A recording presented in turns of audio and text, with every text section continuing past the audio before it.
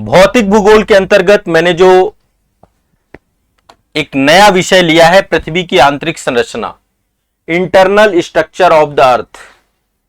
थोड़ा सा इसको समझेंगे पहले और इसके बाद यहां पे डायग्राम बनाना बहुत जरूरी है।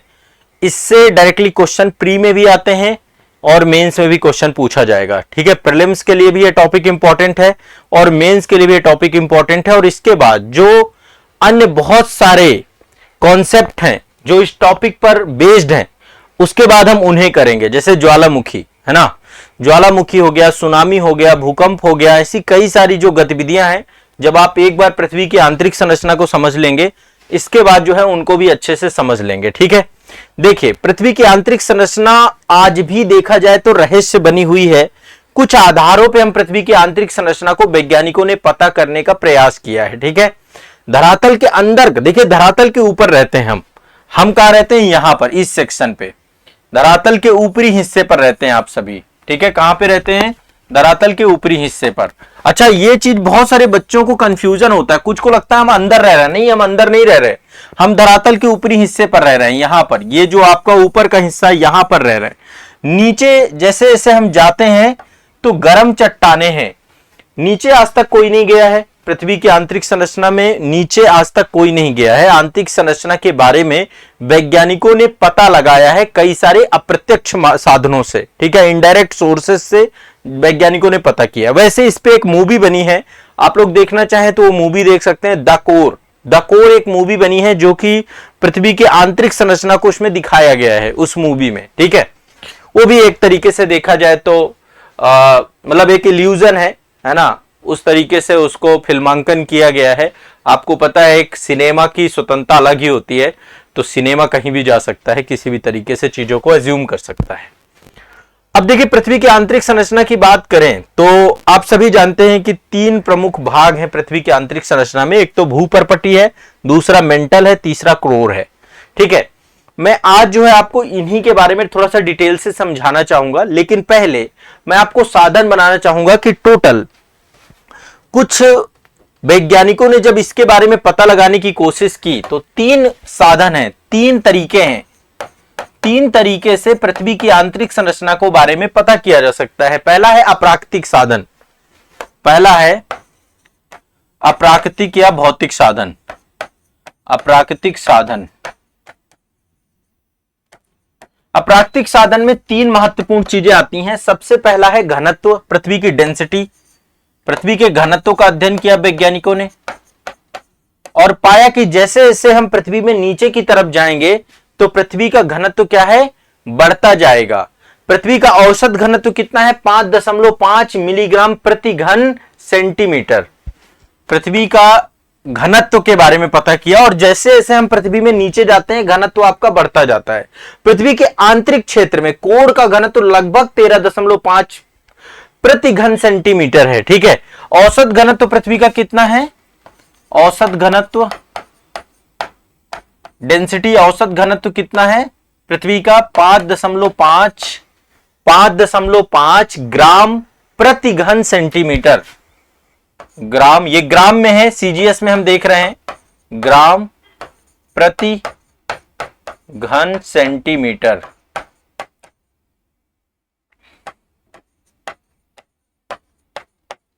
ठीक है, ये औसत हम देख रहे हैं, इसका एवरेज देख रहे हैं। ठीक है, ये एवरेज है घनत्व का, औसत। ठीक है, औसत घनत्व हम देख रहे हैं। लेकिन यदि हम सबसे आंतरिक हिस्से पे जाएं, सबसे आंतरिक हिस्से पे जाएं तो आंतरिक हिस्से पे लगभग 11 से 13 ग्राम प्रति घन सेंटीमीटर है। सारी चीजें एक बार आप लिखते जाएं साथ साथ में। तो पहला तो घनत्व का अध्ययन किया गया कि पृथ्वी के नीचे जाने पे घनत्व क्या है? बढ़ता है। पृथ्वी पे जैसे जैसे हम नीचे जाएंगे घनत्व बढ़ेगा। ठीक है, दूसरा इन्होंने देखा दबाव, प्रेशर, दबाव। पृथ्वी में जैसे जैसे हम नीचे जाते हैं दबाव भी बढ़ता है, क्योंकि आपको पता है चट्टान जो है, आपकी चट्टाने लगातार, है ना, तो चट्टानों का दबाव तो पड़ेगा ही। तो दबाव बढ़ने के कारण ही घनत्व बढ़ता है। ठीक है, क्योंकि दबाव बढ़ेगा तो घनत्व बढ़ेगा। तो यहां पर देखते पृथ्वी में जैसे जैसे हम नीचे जाते हैं, पृथ्वी के आंतरिक हिस्से में जाते हैं तो दबाव क्या होता है? बढ़ते हैं। ठीक है, बढ़ता है। और तीसरी जो महत्वपूर्ण चीज है वो है तापमान। पृथ्वी में जैसे जैसे हम नीचे जाते हैं तो पृथ्वी का तापमान भी बढ़ता जाता है। नीचे जाने पर तापमान भी क्या होता है, बढ़ता जाता है। घनत्व बढ़ता है, दबाव बढ़ता है और तापमान बढ़ता है, ये तीनों चीजें बढ़ती हैं।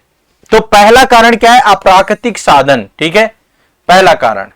दूसरे कारण पे आते हैं। दूसरा कारण है पृथ्वी की उत्पत्ति से संबंधित बहुत सारे सिद्धांत हैं। पृथ्वी की उत्पत्ति से संबंधित सिद्धांत,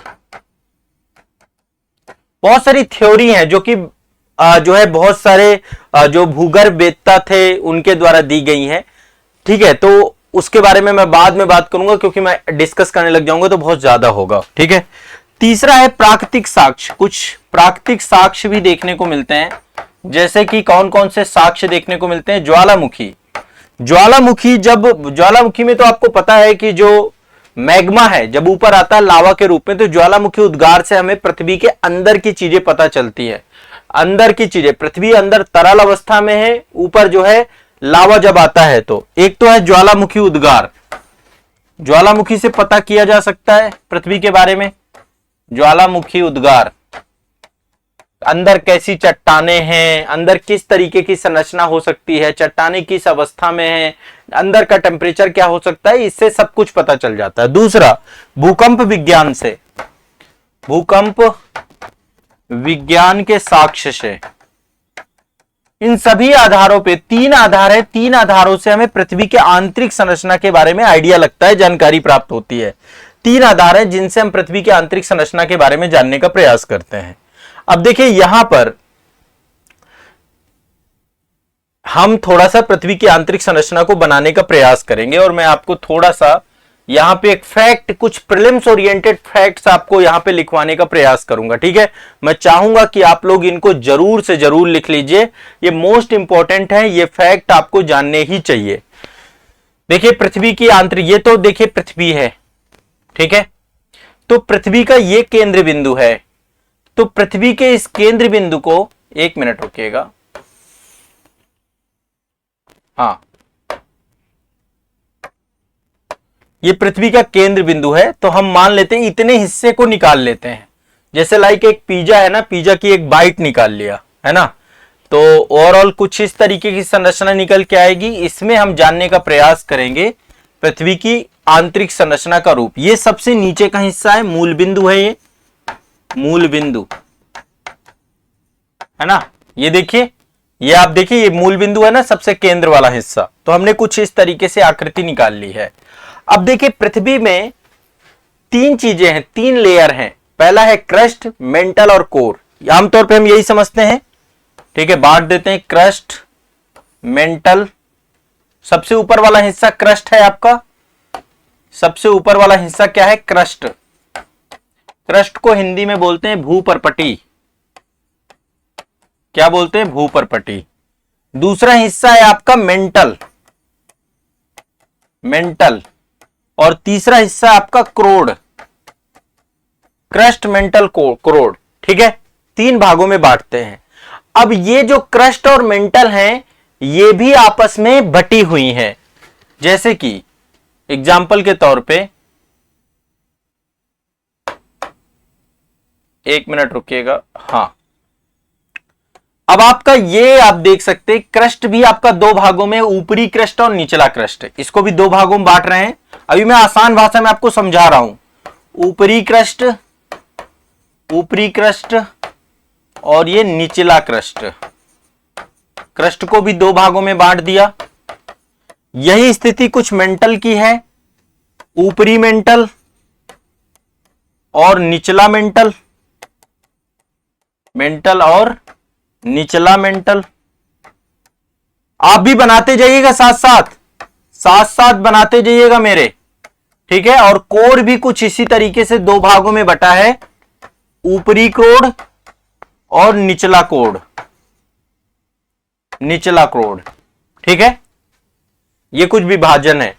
अच्छा अब आप देखिए ऊपरी क्रस्ट और निचला क्रस्ट के बीच में एक ट्रांजिशन फेज है जिसको असंबद्धता कहते हैं, ठीक है। असंबद्धता कहते हैं। ये वाली जो आप देखते हैं ऊपरी क्रस्ट को निचले क्रस्ट से अलग करती है, इस असंबद्धता को कोनार्ड असंबद्धता कहते हैं। क्या बोलते हैं? कोनार्ड। ठीक है, ऊपरी क्रस्ट को निचली क्रस्ट से अलग करने वाली असंबद्धता कौन सी है? कोनार्ड असंबद्धता। ठीक है, अच्छा, निचली क्रस्ट को मेंटल से अलग करने वाली, आप देखिए निचली क्रस्ट को मेंटल से अलग करने वाली, इसको बोलते हैं मोहो असंबद्धता। क्या बोलते हैं इसको? मोहो। मोहो।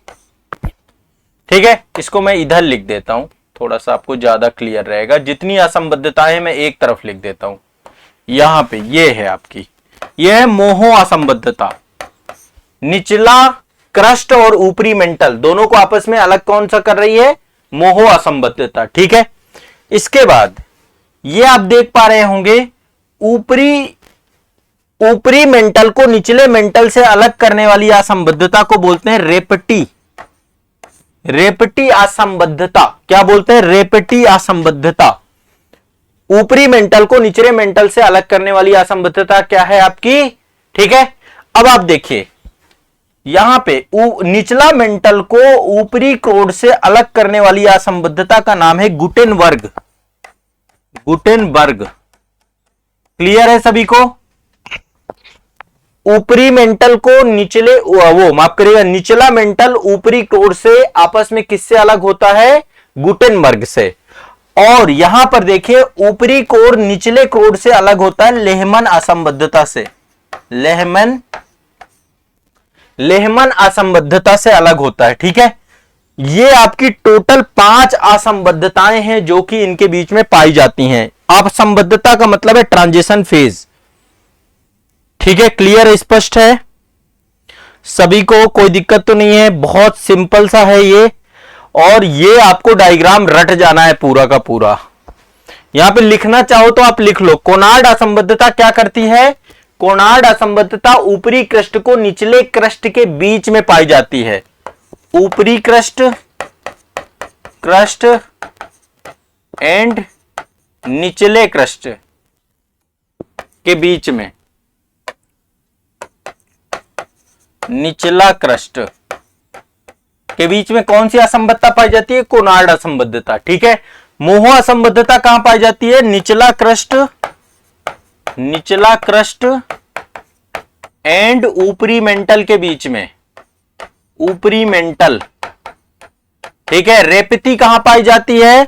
ऊपरी मेंटल एंड निचला मेंटल। ठीक है, गुटेनबर्ग कहां पाई जाती है? निचला मेंटल एंड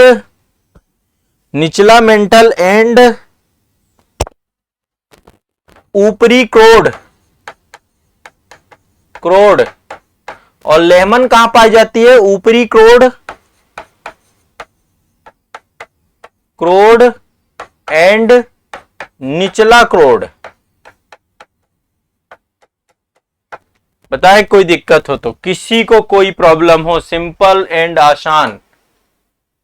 आसान है बहुत, ये आसान है।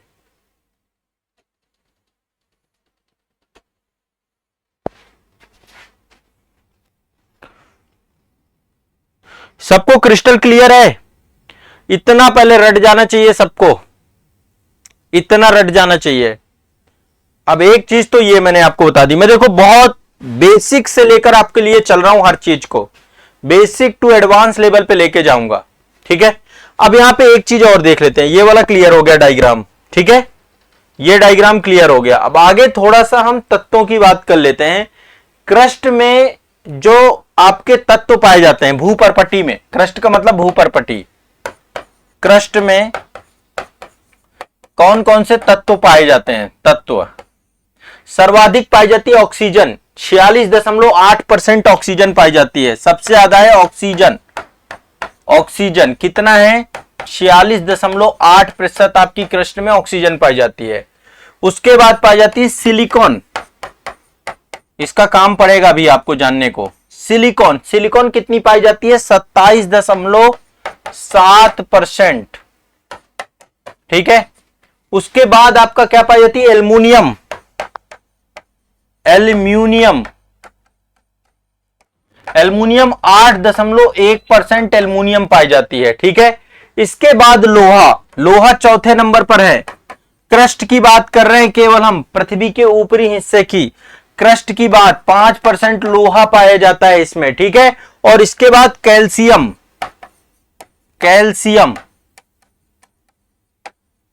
ठीक है, लगभग 3.6% कैल्शियम पाया जाता है। ठीक है, बाकी अन्य तत्व पाए जाते हैं। तो क्रस्ट में तत्वों की बात।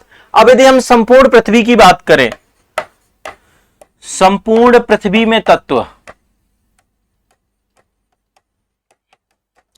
ये प्रीलिम्स में बर्निंग टॉपिक है, कई बार क्वेश्चन पूछा जा चुका है पीटी में।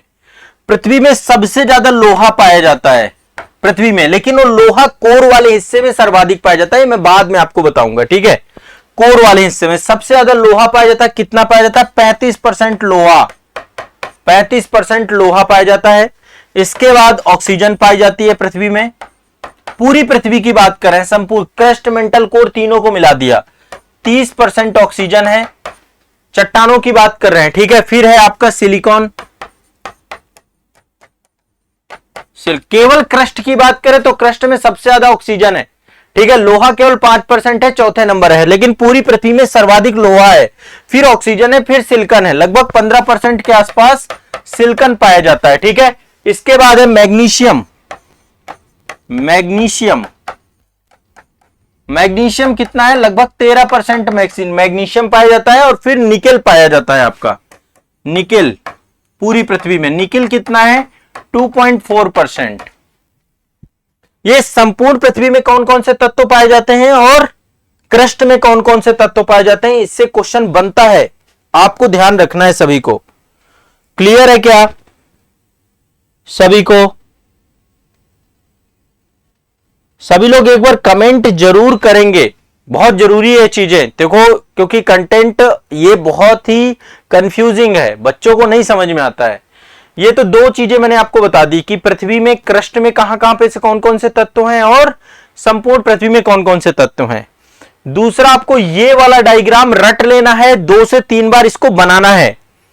अब कल की क्लास, जो अगली क्लास होगी, उसमें मैं आगे का बताऊंगा, इसी से जुड़ा हुआ टॉपिक अगली क्लास में हम आगे के देखेंगे। पहले ये डायग्राम रट जाना है आप लोगों को। एक तो क्रस्ट, मेंटल कोर, और ये असंबद्धताएं रट जानी चाहिए आपको। कोनार्ड किसके बीच में है, मोहो किसके बीच में, रेपती, फिर गुटेनबर्ग, फिर लेहमन। ठीक है, क्लियर है सभी को? तो ये आपका फिजिकल ज्योग्राफी में पृथ्वी की आंतरिक संरचना का पहला सेक्शन है। ठीक है, अभी बस पहले बेस क्रिएट करूंगा, फिर इसके बाद आपका ये टॉपिक कभी भी गलत नहीं होगा, चाहे जहां से क्वेश्चन पूछ ले। ठीक है, चलिए